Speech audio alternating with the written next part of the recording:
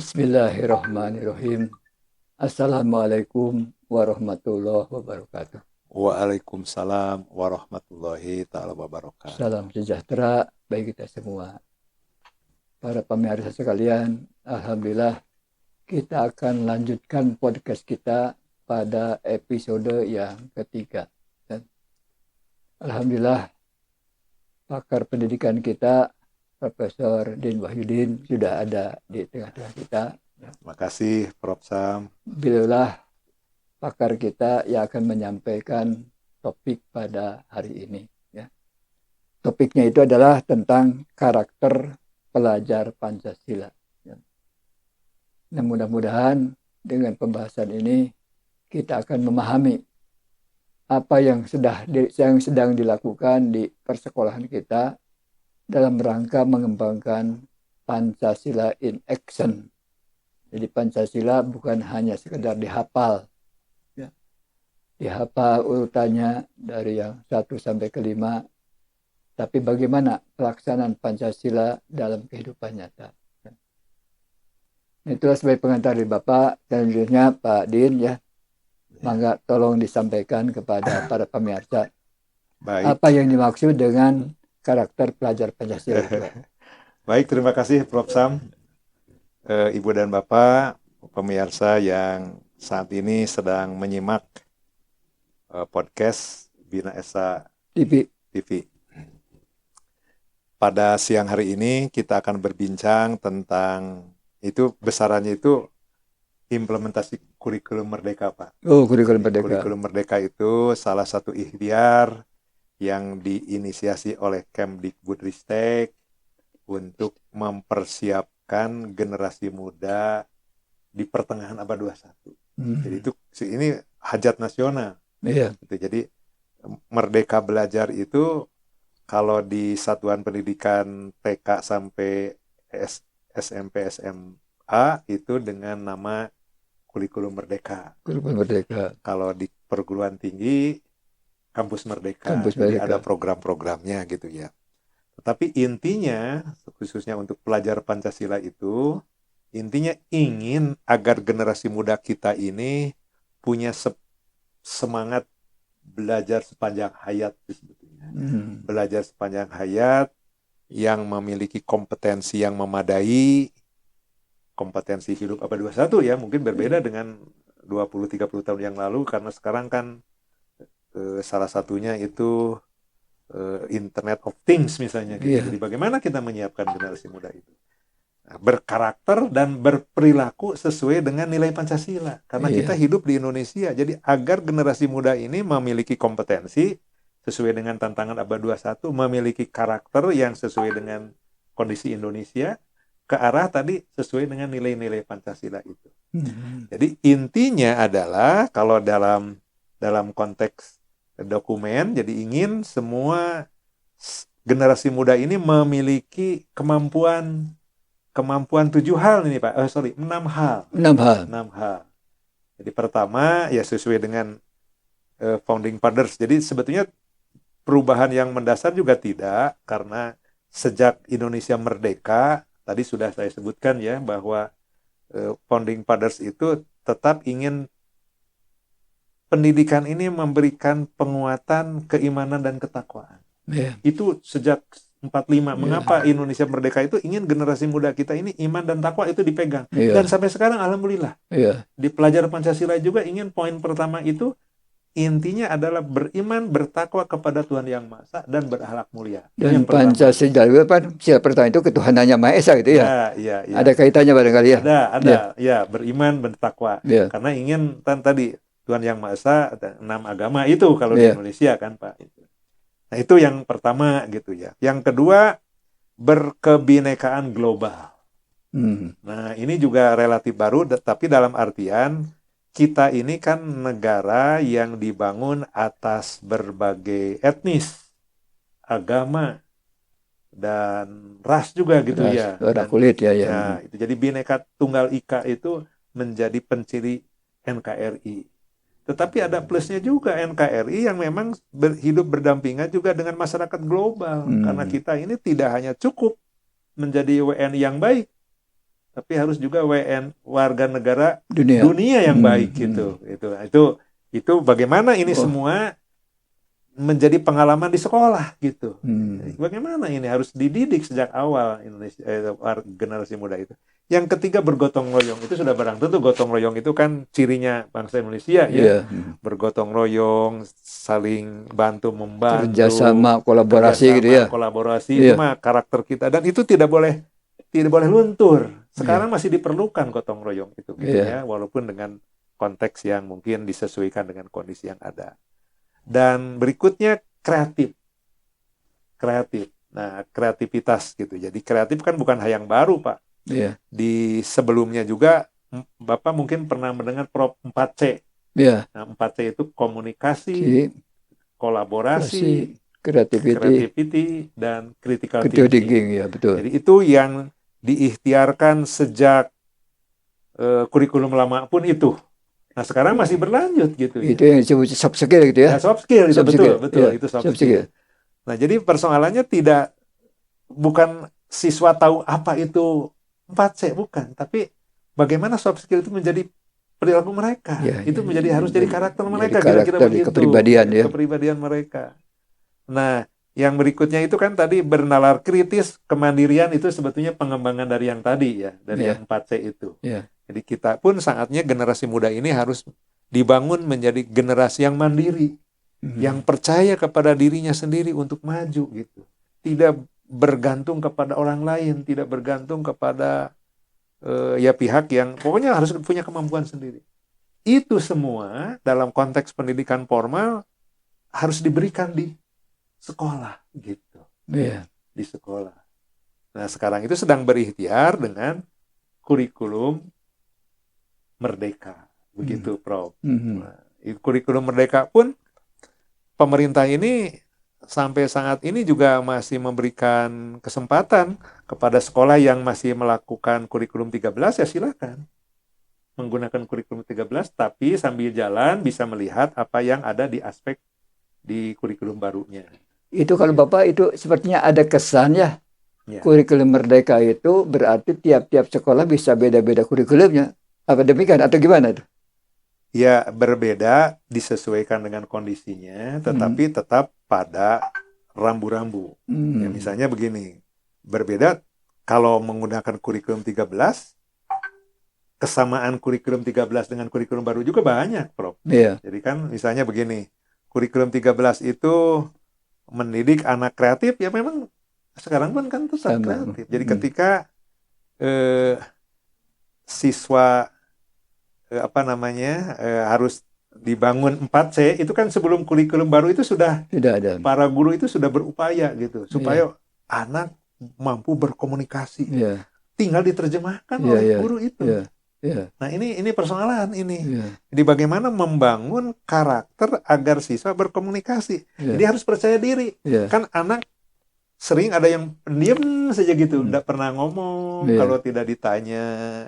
Nah, ini ada sesuatu yang salah ini anak ini. Jadi ya harus dicoba distimulasi. Dengan cara apa?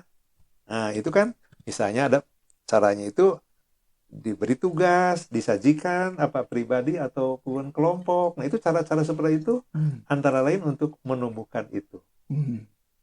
Itu, Prof.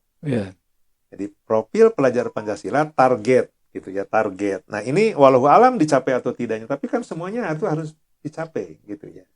Nah, itu akan sangat bergantung pada berbagai hal. Nah, salah satunya adalah bagaimana kita merancangnya. Nah, begitu. Merancang pembelajaran.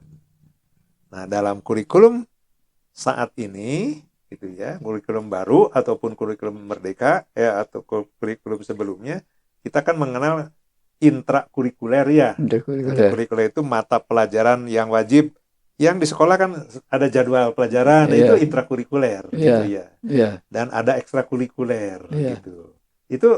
Itu sudah dilakukan ya sebelumnya juga gitu ya. Kalau di perguruan tinggi kan ada ketentuan bahwa mahasiswa itu bisa belajar di luar prodinya gitu ya. Bahkan bisa belajar di luar kampusnya gitu ya.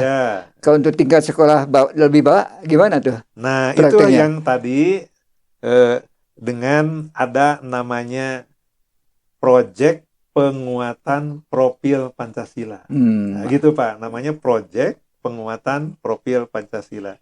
Proyek itu dalam artian seperti tadi, Project Based Learning. Jadi ada satu program yang dibuat oleh sekolah agar siswa melakukan rangkaian kegiatan. Dan itu agak panjang Pak, tidak 100 menit, 200 menit. Mungkin programnya sebulan. Jadi sekolah harus membuat suatu program. Minggu pertama apa, minggu kedua apa, minggu ketiga apa, dan seterusnya. Dan dilakukan tidak di sekolah atau gimana? Ada di sekolah, banyak di luar Oh, sekolahnya. sekolah. Nah, itu. Nah, itulah salah satu pembedanya dalam kurikulum Merdeka ini. Sebagai perbandingan ya, Prof. Ya.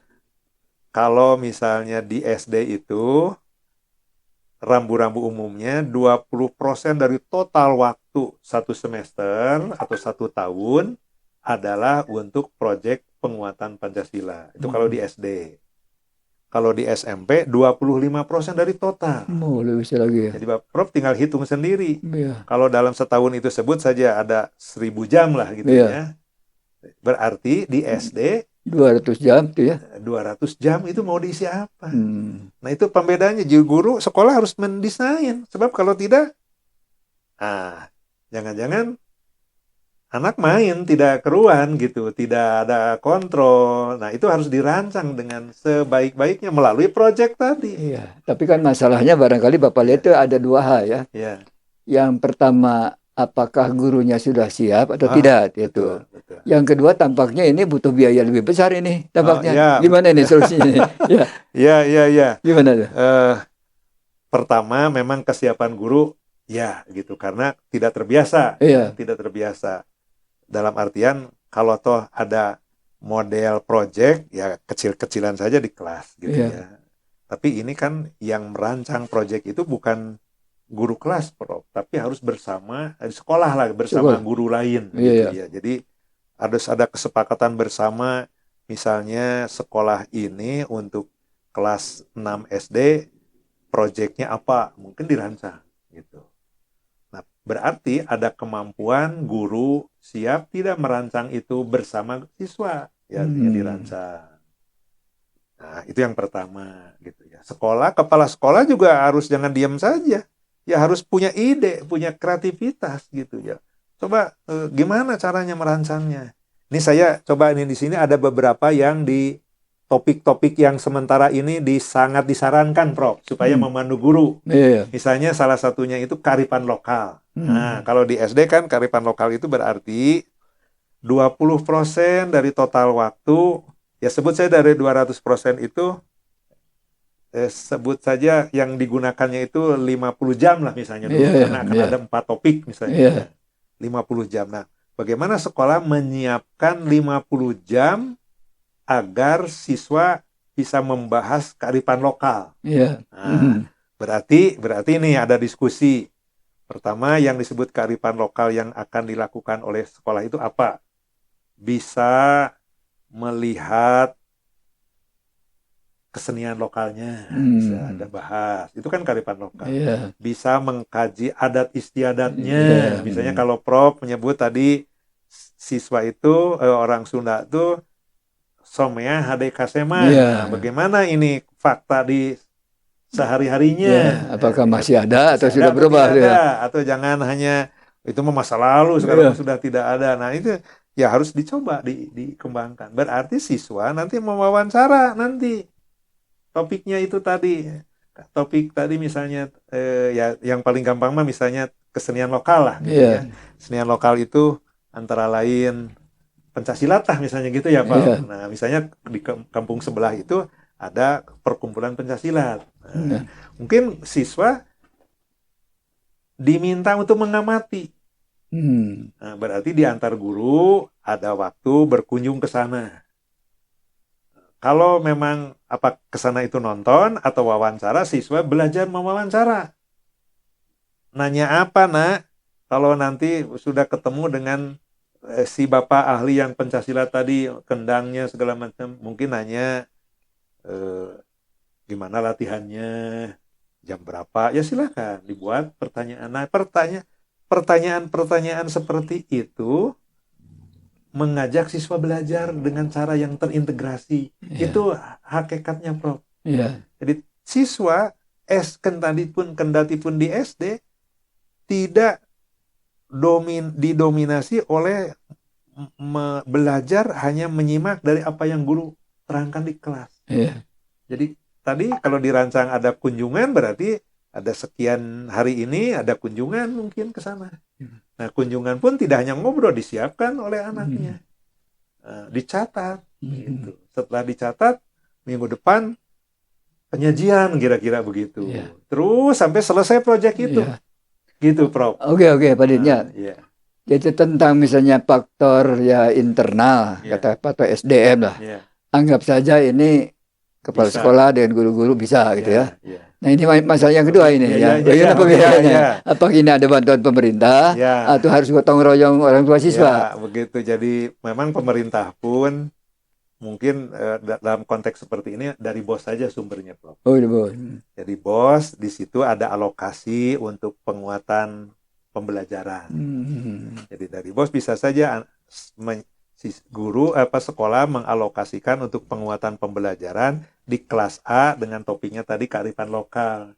Ada kunjungan ke Padepokan misalnya gitu.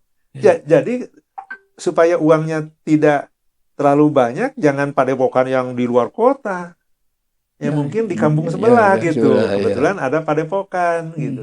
Jadi disinilah saya pikir sekolah harus kreatif memilih topik yang dari biaya nanti awis teuing gitu, Bro.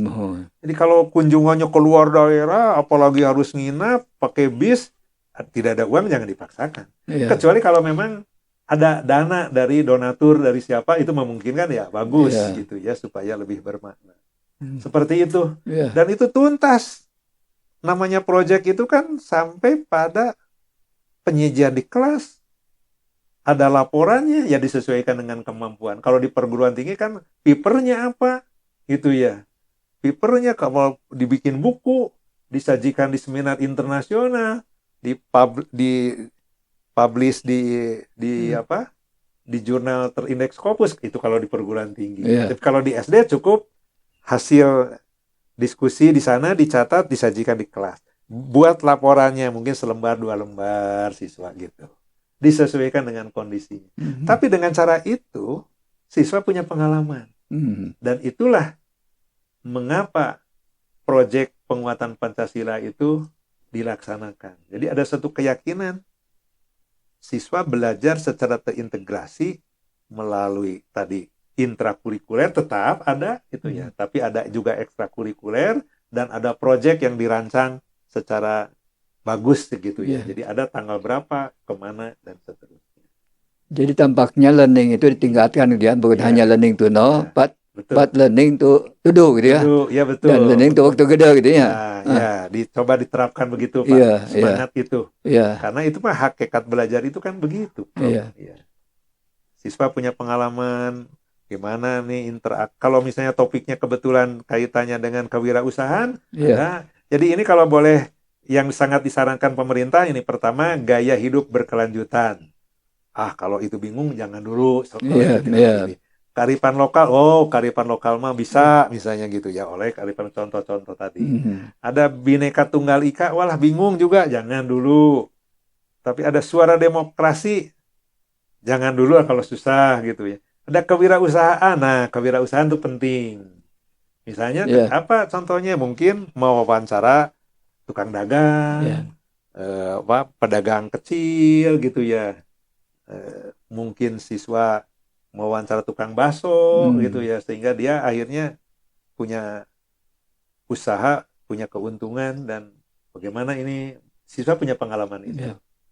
Nah, tentang pembiayaan ini Pak Ditya, bahkan pernah menjadi anggota Reverser B ke Ohio State University gitu ya. Bapak mengadakan survei tentang masalah pendidikan di persekolahan ya. Pembiayaan di sana itu memang Bapak kira sangat realistik dan adil Pak ya. Jadi kondisi orang tua itu dibagi 3 kelompok ya. Ada orang miskin, setengah miskin, dan orang kaya ya. Itu orang miskin itu dibebaskan dari semua pembiayaan. Apakah uang sekolah, apakah makan di sekolah, apakah transportasi ya. Seperti sana itu yang namanya persekolahan itu umumnya itu anak-anak kita harus mengadakan di sekolah ya. Itu orang miskin mah dibebaskan semuanya ya.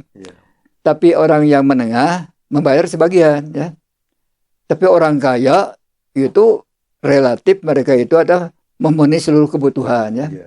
Tapi anehnya orang Amerika itu kalau mereka itu diberikan beban yang berat begitu merasa terhormat Pak ya. Sebagai warga negara terhormat bisa membantu orang-orang kecil lah. Nah kalau pola demikian di Indonesia diterapkan mungkin nggak tuh dah ya.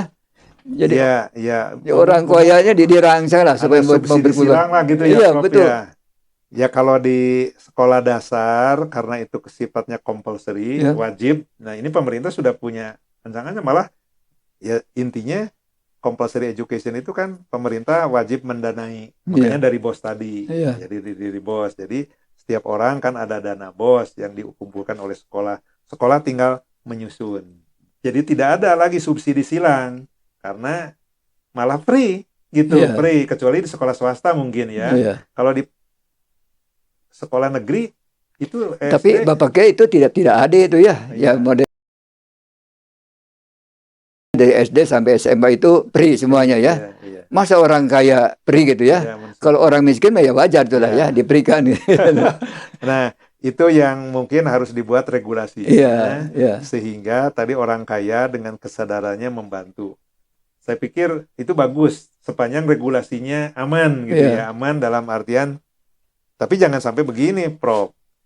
Ketika itu dibuat regulasi sekolah, ada orang tua yang nyebut kami dipungut. Nah, itu bisa jadi malapetaka juga dari kepala sekolah itu. Jadi mesti ada regulasi yang intinya adalah ketika ada sumbangan sukarela dari orang tua, ya sepanjang itu sukarela benar-benar dan itu subsidi silang untuk yang donatur yang membantu yang miskin, saya pikir itu ciri gotong royong itu kan di situ. Gitu. Jadi saya setuju kalau ada orang tua yang dengan sukarela ya menghibahkan uangnya gitu ya di kelas untuk kelasnya sehingga masyarakat orang tua yang miskin bisa terbantu dengan ada itu ya bagus kalau menurut saya. Cuman regulasinya harus dibuat. Yang jangan sampai kepala sekolah nanti kan suka ada cerita kepala sekolah pungli. Nah sekarang itu kan transparansi keuangan itu sangat benar-benar diperhatikan. Pasti ada dana, Bro. Ada dana. Nah, oleh sebab itu, sebut saja ini dananya dari BOS gitu ya. Harus dirancang yang sesuai dengan kondisi dana yang tersedia. Oleh sebab itulah, mungkin salah satunya itu perlu pinter-pinternya sekolah mencari donatur. Gitu. Donatur itu kan bisa dari orang tua itu sendiri, yang kaya, atau mungkin dari perusahaan. Nah, itulah yang mungkin nanti akan membantu. Saya pikir itu, Prof. Kan kita juga ada yang namanya CSA gitu ya. CSR. Saya pikir CSR ini saatnya lah para pengusaha memberikan sumbangsi untuk pendidikan generasi muda. Karena generasi muda pinter kan nanti kembali lagi untuk industri juga nanti bisa menjadi karyawan. Dan yang mengagumkan bahwa pernah wawancara dengan mereka yang kebagian bayar gede gitu ya. Mereka itu bangga Pak ya. Jadi dengan membayar itu seolah-olah mereka itu punya jasa lah untuk membantu orang-orang kecil di wilayahnya masing-masing gitu ya. Nah, kalau kita juga mencoba merangsang mereka lah supaya kekayaannya juga jangan hanya dinikmati sendiri gitu ya. Di samping bayar pajak, tapi juga ada ya pembayaran sukarela untuk kepentingan orang-orang yang memang perlu dibantu. Saya pikir itu berbagai opsi yang cukup bagus supaya ada subsidi silang dalam pendanaan yang tadi. Kalau dana programnya kan bagus, ada dana tambahan kan logis juga gitu ya. Karena akan menambah manfaat kepada siswanya. Baiklah, barangkali akhir dari bincang-bincang kita lah, Pak Din. Mungkin ada semacam tip-tip tertentu ya supaya ya program karakter pelajar Pancasila ini itu betul-betul bisa diwujudkan di alam nyata gitu ya. Ya pertama mungkin bagi para guru yang masuk dalam kelompok sekolah penggerak. Sekolah penggerak. Di situ ada guru penggerak, itu dilatih khusus. Dan itu mereka sudah dilatih dan tinggal diimplementasikan saja. Tapi bagi umumnya sekolah-sekolah yang saat ini ingin belajar gitu ya, masih menggunakan kurikulum 13, tapi ingin belajar misalnya salah satunya dengan proyek Pancasila itu, silakan mengadop bagaimana sekolah tetangga yang sudah melaksanakan itu. Tapi sebagai rambu-rambu, ya salah satu tipnya tadi, sekolah itu atau guru harus mulai merancang bersama dengan sekolahnya gitu ya. Program apa yang realistik dilaksanakan untuk tujuan tadi proyek profil pelajar Pancasila. Dibuat suatu program yang sistematis, kegiatannya apa, bagaimana kegiatan tadi bisa dilakukan supaya lancar, kemungkinan tadi ada dananya bagaimana, apakah itu aman atau tidak, itu penting, Prof. Jadi jangan sampai banyak kejadian siswa tidak aman misalnya karena kunjungan wisata tapi tidak dibimbing. Nah, itu berarti harus dijamin kendaraan yang bagaimana kalau itu pakai kendaraan. Kalau toh tidak pakai kendaraan, makanya sekolah jangan memaksakan kunjungan ke suatu tempat di sekitar kampungnya yang siswa bisa belajar. Jadi tipnya itu antara lain itu. Jadi dekat-dekatlah dengan tokoh masyarakat setempat. Misalnya di situ ada pengrajin gula kelapa misalnya. Nah, tinggal hubungi, Mang, Bapak kalau minggu depan kelas kami mau ke sana. Mungkin senang, mungkin mau. Sampai bolehlah, tapi apa yang harus dilakukan? Pertama ya mengikuti, misalnya yuk ke kebun, kebetulan kebunnya tidak jauh. Naik ke kebun, ke pohon, yang lihat bagaimana dia ngambil pohon di pohon misalnya gitu. Mengambil apa itu namanya itu? Yang pakai air untuk gula kelapa itu, gula dari lahang. Itu kan ada proses sampai pada proses pembuatan gulanya, lihat ke dapurnya gitu ya, anak mengamati, menanyain, anak juga mencicipi kalau sudah jadi gula. Itu kan pengalaman luar biasa gitu ya. Itu antara lain, Prof. Jadi sangat dibutuhkan kreativitas guru.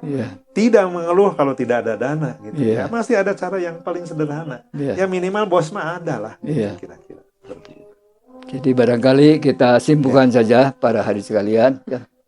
Sekarang itu memang kita sedang berusaha bagaimana mewujudkan Pancasila in action. Betul. Bukan hanya dihafal sila-silanya, tapi juga bagaimana pelaksanaannya. Salah satunya adalah di lingkungan pendidikan. Sejak sekolah dasar sampai dengan perguruan tinggi. Yang antara lain, yaitu dengan melengkapi yang namanya ranah belajar itu bukan hanya learning to know, tapi learning to do dan learning to work together. Ini kegotong royongan kan? Dengan proyek itu. Nah, dan bentuk proyek-proyek tadi ya mudah-mudahan rencana bagus ini bisa diwujudkan dalam kehidupan sehari-hari kita. Semoga bangsa kita itu menjadi bangsa yang lebih besar, lebih maju dan tidak terkalahkan oleh bangsa-bangsa lain. Amin. Mudah-mudahan itu saja untuk bincang-bincang pada hari ini. Ada manfaat bagi kita sekalian dan mohon maaf atas segala kekurangannya. Wassalamualaikum warahmatullahi wabarakatuh. Waalaikumsalam warahmatullahi wabarakatuh. Alhamdulillah. Terima kasih. Terima kasih. Episode ini.